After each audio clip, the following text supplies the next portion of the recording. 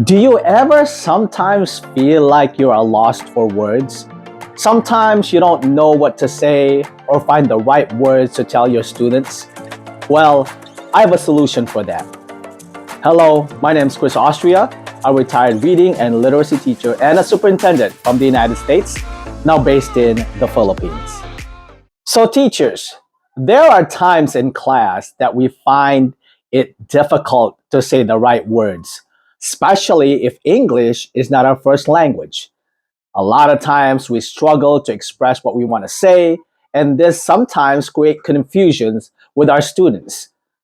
Learning commonly used phrases in the classroom may help mitigate this problem. So if you keep watching, I have 10 phrases that you can use, that you can put in your teaching bag so that you can pull it out anytime you need to use them. The first phrase I want you to learn is, all right, class, settle down, please. By having this phrase, it allows your students to settle down and calm down before you start your next topic. This also can grab your students' attention. So again, let's say it together. All right, class, settle down, please. The second phrase is, can anyone answer this question? By saying this phrase, you open up participation in your class, allowing everyone to participate, even the ones that are sometimes very shy to raise their hand. Phrase number three is, let's take a quick review of what we learned yesterday. Again, let's take a quick review of what we learned yesterday. This phrase allows a smooth transition from the topic from yesterday to the topic today. Phrase number four is, does anyone have a question about this? Again, does anyone have a question about this? This phrase allows you to check for your students' understanding. You kind of will take a temperature if your students do really understand the lesson. Phrase number five, and this is my favorite phrase. It's great job. That's the right answer. Or great job. That's absolutely correct. I love this phrase because it's a positive reinforcement for our students. It encourages them to keep participating. Phrase number six, this one encourages collaboration. Let's work together in pairs to solve this problem. Again, let's work together in pairs to solve this problem.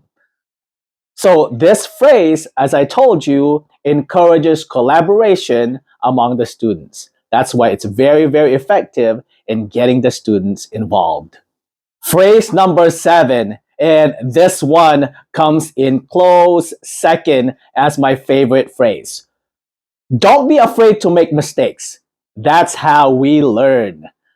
Let me repeat it again. Don't be afraid to make mistakes. That's how we learn.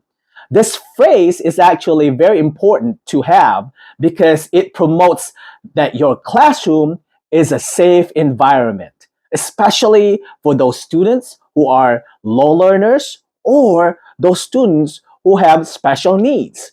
By saying this phrase, you encourage everyone to freely take risks in your classroom because that's the only way they can truly learn, by taking risks in answering questions, even if they don't know the exact answer. Phrase number eight. This phrase promotes critical thinking. Can you elaborate on what you mean? Or can you add more things to your answer?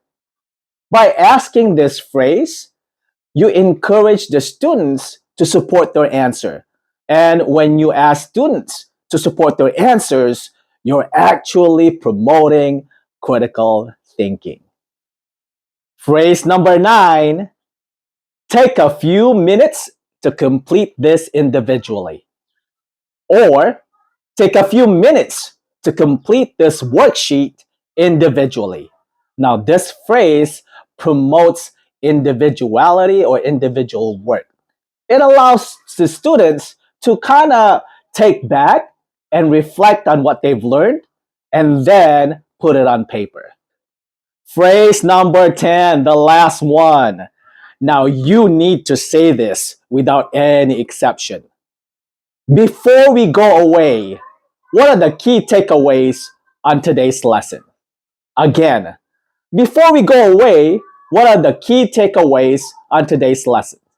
By saying this phrase, you are actually encouraging your students to summarize what they've learned. And summarization is a key reading skills to promote or to improve our students' reading comprehension. So there you have it. 10 key phrases that you can use in your classroom when you're having difficulty finding the right words to get your students back in focus. Maraming salamat po sa panonood. Hanggang sa muli.